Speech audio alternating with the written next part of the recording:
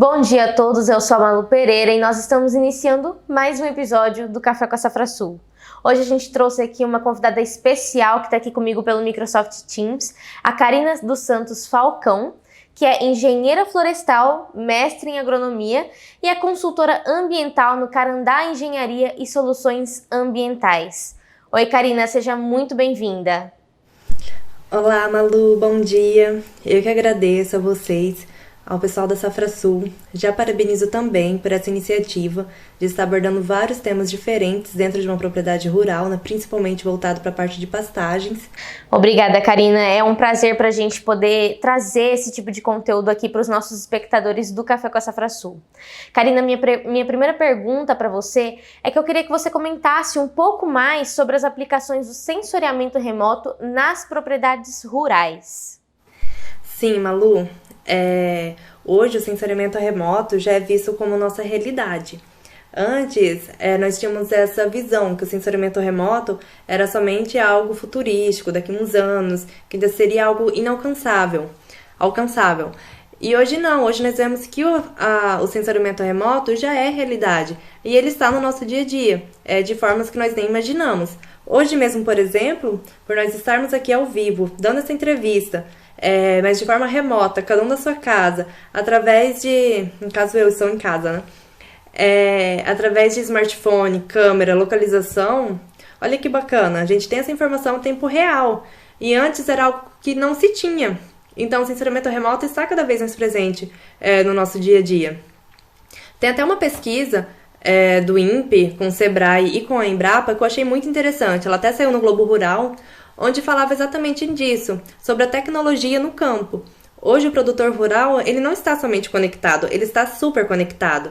E o celular, o smartphone, é uma das principais ferramentas de ponte de acesso entre o produtor rural e essa tecnologia. Esse já é um primeiro passo muito interessante, onde o produtor rural ele já começa a buscar esse novo conhecimento. Ele começa a ter noção que essa tecnologia ela está mais acessível hoje em dia e que ele pode estar aderindo. Nessa pesquisa realizada pela Embrapa, o interessante é que entre os produtores que eles avaliaram na plataforma, mais de 50%, se eu não me engano era próximo de 52%, 55%, desses produtores rurais, eles possuíam áreas menores que 50 hectares. Ou seja, um produtor que tem uma propriedade menor, de 50 hectares, e por já ter acesso a essa informação, estar participando de uma enquete online, de estar respondendo sobre a sua propriedade, já é um grande avanço. E muitos desses produtores, eles aderiram a essas ferramentas por conta própria. E teve alguma outra parte, que teve incentivos externos, como principalmente a questão de projetos extensionistas, como por exemplo a Agraer, que hoje está batendo forte em relação a dando um suporte técnico para o proprietário no campo. Isso é muito interessante.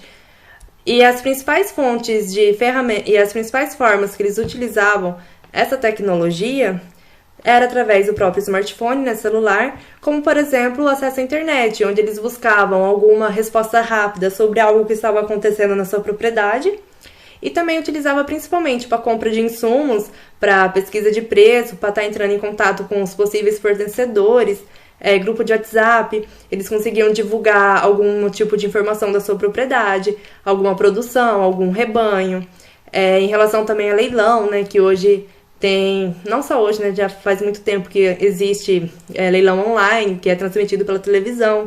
E hoje esses produtores eles estão cada vez mais tendo acesso a esse tipo de informação. E isso é muito bacana.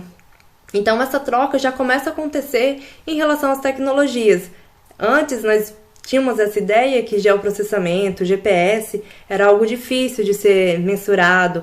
Claro que é necessário um certo conhecimento para estar empregando essa técnica de forma correta, mas já é algo comum na realidade dos brasileiros.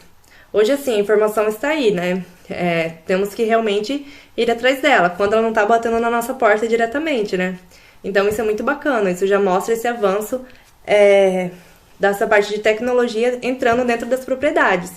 Claro que ainda um dos principais limitantes principalmente em relação a acesso à internet ou até mesmo torre de celular. Muitas das propriedades ainda você não tem um acesso fácil a internet, em relação à torre de celular, isso acaba que dificulta. E se você tem interesse em colocar na sua propriedade, nós sabemos que tem um valor um pouco elevado. Então, tem esse contratempo ainda, mas é algo, né, que o governo, né, já busca algumas alternativas para estar contornando essa realidade. Cada vez mais a tecnologia está presente no nosso dia a dia. Bom, Karina, sobre o NDVI, então, como que ele reflete na qualidade da pastagem? Bom, o NDVI. O NDVI, ele nada mais é do que um índice de saúde das plantas. Vou colocar aqui uma imagem para vocês terem uma ideia de como funciona o NDVI. Porque o NDVI ele é muito falado, né? Mas ainda tem algumas pessoas que têm uma certa dificuldade de entender como de fato acontece esse processo. O NDVI ele é um índice que varia de -1 a 1. No caso, quanto mais próximo de 1, quer dizer que a vegetação está mais saudável. E mais próximo de -1 a 0, quer dizer que a vegetação ela está morta, né, possui algum tipo de doença, é um objeto inanimado, como por exemplo uma pedra, uma presença de solo exposto, enfim. O NDVI ele nada mais é do que a saúde dessa vegetação. E como que funciona? Quando a luz solar emite a sua luminosidade sobre as plantas, essa luz visível é absorvida pela clorofila. E a luz invisível, que é a luz do infravermelho próximo, ela é refletida pela estrutura celular das folhas. Então, o que acontece? Uma planta, quanto mais saudável ela é, maior será a emissão desse NDVI, dessa luz de infravermelho. Enquanto menos saudável, menor será a sua emissão. Então, aqui nessa imagem, fica bem claro, por exemplo, a emissão desse NDVI. Se a planta ela tem uma coloração mais verde, ela é mais vigorosa, está mais saudável, ela vai emitir um NDVI mais alto, ou seja, mais próximo de 1. Se a planta ela possui algum tipo de doença, não está tão saudável, não está tão vigorosa, ela vai ter um NDVI um pouco mais baixo, e assim sucessivamente. Então aqui nessa outra imagem, consigo mostrar para vocês a diferença desse NDVI. Lembrando que o mais próximo de 1, no caso aqui representado pela coloração mais verde, quer dizer que temos uma planta mais saudável, e o quanto mais próximo do -1, temos uma planta menos saudável.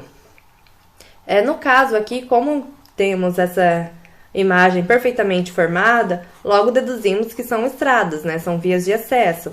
Por isso, essa coloração mais avermelhada. Provavelmente, solo exposto, objeto inanimado. Já a coloração dentro dos talhões seria o verde, que está refletindo a saúde dessa vegetação. Então, se eu tenho uma vegetação mais sadia, eu estou emitindo uma coloração verde mais escura. Se ela não está tão sadia, eu vou estar emitindo uma vegetação mais avermelhada. E eu acho muito interessante, pois ela é do ano de 2017 e tem pouco intervalo de tempo uma da outra. Março, maio e junho. Podemos observar que em março, ela apresentava uma coloração vermelha nessa parte superior do talhão. Em maio, essa diferença já foi diminuída. Em junho, ela diminuiu mais ainda. Então, por mais que ela tenha diminuído, a gente consegue observar uma diferença na coloração. Vários pontos amarelos dentro dos pontos verdes. Os pontos verdes são os pontos mais produtivos. Então, somente com essa imagem de NDVI, a gente já consegue tirar um monte de informação interessante dentro dessa propriedade, dentro desse talhão. Ou seja, os talhões mais verdes são os talhões que são mais produtivos. Então, eu posso ter um manejo diferenciado nessas áreas. Quer dizer que a biomassa emitida por essa pastagem está em uma condição melhor do que das outras. Então, é interessante que o produtor já consegue ter essa noção. Bom, se em março o pasto estava dessa forma, quais são os fatores que levou para o pasto estar ocorrendo dessa forma? É claro que em relação a manejo, lotação animal, consta muito, né, em relação à qualidade dessa forrageira, em relação ao consumo dessa matéria. Aí, em maio, nós observamos que esse pasto já estava em uma condição melhor. Em junho, ela novamente voltou a cair essa produção. Quando nós fazemos essa imagem temporal, dentro de um mesmo ano, observar os meses, é possível visualizar essa diferença e adaptar isso para o nosso manejo. E o mais legal ainda é quando nós pegamos uma área com vários talhões, né, um do lado do outro, e a gente consegue comparar num mesmo período. Ou seja, um talhão está produzindo mais que o outro. Por que aquele talhão está tendo uma maior produtividade? Com essa imagem em DVI, você já consegue ter uma noção bem precisa de onde está ocorrendo essa área. E assim o produtor, né, ele consegue ir a campo verificar o que ele está tendo de diferente das outras. Será que foi um adubo? Será que essa condição alaga mais? Será que é algo relacionado à altitude? Será que é em relação à própria semente? Será que eu não fiz o preparo correto dessa área? Então, é muito interessante em relação a adaptar esse NDVI para as práticas de manejo, principalmente para a detecção dessas passagens degradadas. É muito utilizado porque quanto mais próximo da emissão, no caso da coloração vermelha, aqui representada, mais próximo do -1, quer dizer que essa pastagem está em uma condição pior e está sendo necessário fazer algum tipo de intervenção nela. Nessa outra imagem aqui, também fica bem nítido essa diferença. Por exemplo, nessa imagem da esquerda, onde eu tenho a coloração um pouco mais verde quando comparada com a outra, aqui são vários pontos de NDVI, de 1 a 12, e aqui nos mostra, né, como está a qualidade desse pasto. Ou seja, no pasto 1 e no pasto 2, vemos que está próximo da condição verde, então é um pasto que tem uma maior quantidade de biomassa vegetal. Já em relação, quando chega aqui no pasto 5, 6, 7, até o pasto 8, essa biomassa já começa a diminuir, e a campo a gente verifica realmente essa condição, ou seja, é um pasto mais ralo. Já ao contrário no pasto 11, onde novamente volta a aparecer um NDVI verde. Então nós já temos uma biomassa de fato mais viva, né? De fato mais vigorosa. A 12 que parece uma pedra, uma areia, então já é um objeto inanimado. A mesma coisa aqui nessa outra imagem na nossa direita. A imagem 1, 2, até a imagem 5, mais ou menos, nos fornece uma condição de biomassa. Na 6 em diante, nós conseguimos observar que o amarelecimento dessa pastagem está muito maior, quando comparado com as outras. Então, o NDVI é um forte indicativo e ele pode sim ser utilizado para pastagens, para a área de sensoriamento remoto, é muito utilizado na agricultura.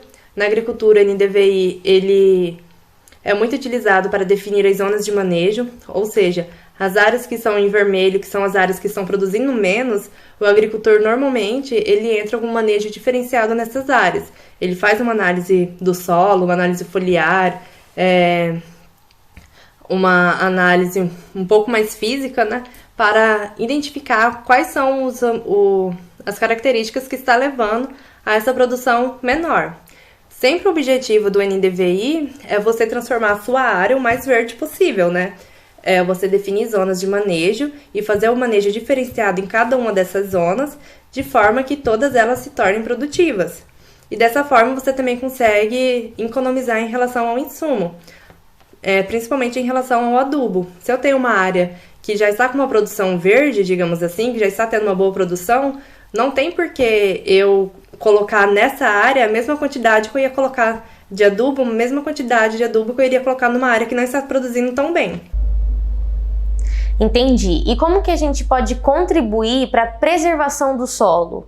Através de sensoriamento remoto, principalmente em áreas de pastagem, através de imagens de digital de elevação do terreno, os modelos MDE, que são obtidos através de drone ou até mesmo imagens de satélite, nós conseguimos delimitar as curvas de nível. As curvas de nível, depois, elas são materializadas a campo em formas de terraço, que são muito utilizados em áreas de pastagem, né? Principalmente em áreas que têm uma maior declive, onde é fundamental a utilização de terraços. Lembrando que os terraços eles podem ser tanto para drenagem de água, quando nós temos uma declividade muito alta e o terreno, o tipo de solo não é adequado para infiltração, né? Ele tem uma infiltração mais lenta, então é recomendado fazer terraços em desnível para estar retirando a área desse local, a água desse local. Ou ainda esses terraços eles podem ser em forma de nível, né? Quando nós temos uma condição de declive não tão alta e que esse solo permite uma boa infiltração, como por exemplo os latossolos. Se eu tenho um solo que tem uma maior taxa de infiltração, eu posso fazer um terraço em nível. Uma outra forma também de estar utilizando o sensoriamento remoto é através de identificação de manchas por alagamento. Também pode ser feito tanto por drone, imagem de satélite. Essas manchas por alagamento é muito importante realizar, principalmente antes de fazer a semeadura desse pasto, né? Principalmente se você ainda não tem conhecimento da área, não sabe se realmente é uma área que tem uma condição mais alagada ou não, em relação à umidade, porque aí você também consegue identificar, né, uma forrageira adequada para essa condição, de forma que tenha um maior vigor, né, e que garanta o sucesso dessa semeadura. Bom, Karina, eu queria te perguntar agora se tem alguma novidade em relação ao geoprocessamento na agropecuária. Uma outra aplicação bem legal do geoprocessamento que eu vi ano passado é em relação à cerca virtual. Não sei se de fato já está acontecendo ou se ainda está em fase de teste nas propriedades. Mas a cerca virtual nada mais é do que um colar que o bovino coloca, né, o animal, com sensor. E o proprietário define aonde esse bovino deveria andar dentro do seu talhão. Se o bovino passa dessa linha imaginária, é emitido um sinal sonoro para ele, como se fosse um alerta para ele não prosseguir. Caso ele prossiga e chegue até o limite que o proprietário define, é emitido um choque nesse animal para ele retornar. Esse choque ele é menor do que da cerca elétrica e eu achei muito interessante, principalmente, por exemplo, em áreas grandes, como no Pantanal, em questão à rastreabilidade desse bovino. Você consegue ter acesso em tempo real aonde esse animal está e qual é o limite em que ele está ocupando. Ele também está sendo muito utilizado, uma das propostas, né, na verdade, dessa pesquisa, é a utilização em sistemas integrados, como, por exemplo, ILPF, ILP, onde às vezes existe nessa introdução do animal dentro da área e às vezes a construção de cerca acaba sendo um dos limitantes também para a condução desse experimento, desse projeto, dessa propriedade, né, desse sistema de manejo. E com a utilização dessa cerca virtual, o bovino ele respeita o limite que ele deve ficar sem ter a necessidade de uma cerca física. Por exemplo, também um outro talhão que tem uma área muito grande, você quer definir uma zona de manejo, quer que esse animal fique dentro de uma área mais concentrada, sem ter necessidade de estar dividindo ali com uma cerca física, também é uma alternativa, né, essa cerca virtual. Eu achei bem interessante mesmo, não sei se já está sendo utilizado nas propriedades ou não, se ainda está em fase de teste. É claro que ela será um pouco cara, né, principalmente por conta dessa parte do GPS, dentro da propriedade terá a necessidade de ter um sistema de GPS implantado, uma antena, uma torre, alguma coisa nesse sentido para garantir a conectividade, né, entre as informações. Mas eu achei bem legal. Talvez seja algo que daqui a uns anos já seja comum, né, entre nós. Para você, agora eu queria saber a sua opinião. Você acha que é importante buscar a orientação de um consultor ambiental antes da compra de um novo imóvel?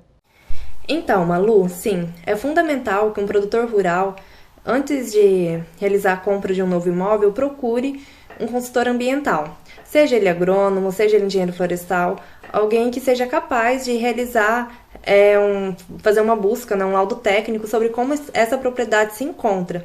Porque no nosso dia de consultoria é muito comum o proprietário rural ele ir comprar uma propriedade, se preocupar com toda essa parte de matrícula, transferência de imóvel, titularidade, e somente depois, quando precisa, ele procura um engenheiro florestal, por exemplo, né, um agrônomo, enfim.